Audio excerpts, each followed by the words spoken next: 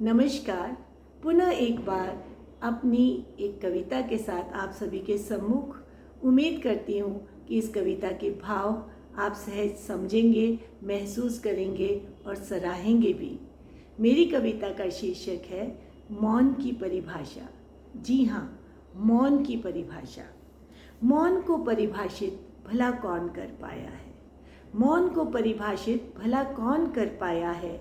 मौन अकारण है या अनेकों कारणों से थका पड़ा मन कुछ कह नहीं पाया है? मौन को परिभाषित भला कौन कर पाया है? अकारण मौन मन की वो विश्राम स्थिति है जहाँ मन बेबात उलझना नहीं चाहता। अकारण मौन मन की वो विश्राम स्थिति है जहाँ मन बेबात उलझना नहीं चाहता। बाहर के द्वंद्व से दूर शांत समुद्र सा निरंतर निरंतर जिए चला जाता है। मौन को परिभाषित भला कौन कर पाया है?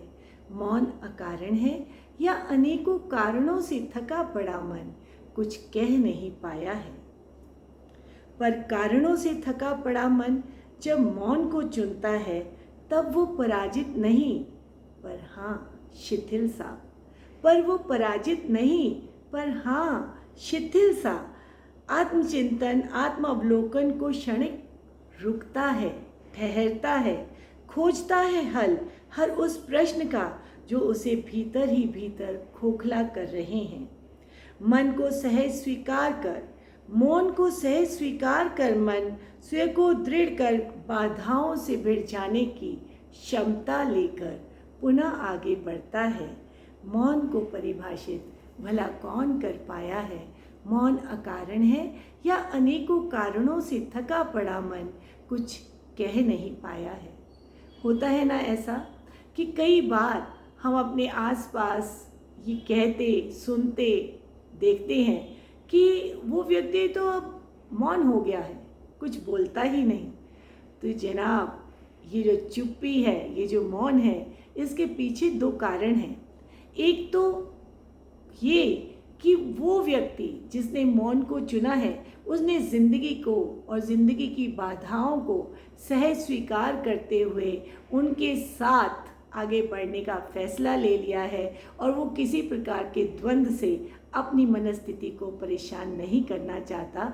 इसलिए वो बेवजह के तनाव से दूर हो गया है, वो मौन हो गया है। ये बहुत ही शांत स्थिति है।